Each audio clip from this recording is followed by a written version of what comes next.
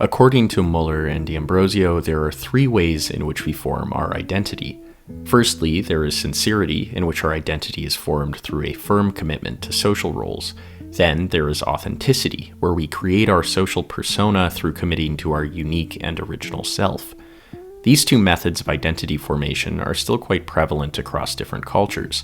However, the complexity of the modern world has left us constantly reinventing ourselves and playing new, sometimes contradictory roles. Due to the amount of information and lack of time we have, most people now navigate the world through relying on rankings and ratings. These validation mechanisms rely on second-order observation. We do not simply look at things directly. Instead, we observe things and ourselves in terms of how they are seen by others. In a society where we need to interact with people whom we have no time, no desire, and no need to know authentically or sincerely, we often know each other through prophylicity. Prophylicity is where our identity is shaped by the extent to which we can achieve value under our second-order observation. Whereas sincerity seeks external validation and authenticity seeks internal validation, prophylicity simply seeks attention. In second-order observation, value, such as financial value, beauty value, moral value, or personal value, is determined by second-order ranking and rating mechanisms that determine what average opinion expects the average opinion to be. This promotes exhibition value as the primary value.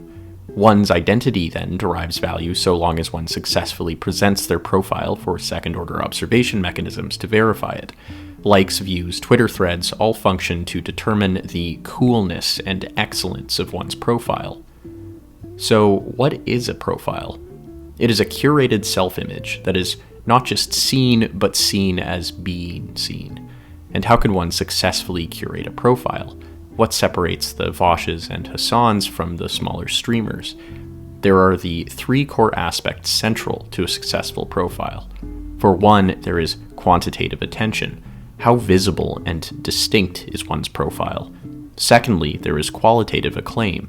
In simple terms, the profile has a certain coolness to it. Perhaps you are an expert in debates or possess some attractive physical qualities. And finally, the profile has to have normative approval. To do this, profiles must have coherent ethical expectations. In the domain of politics, this means that the profile expresses the correct opinions and takes generally expected stances. The recipe for success, then, is a profile that achieves attention, acclaim, and approval.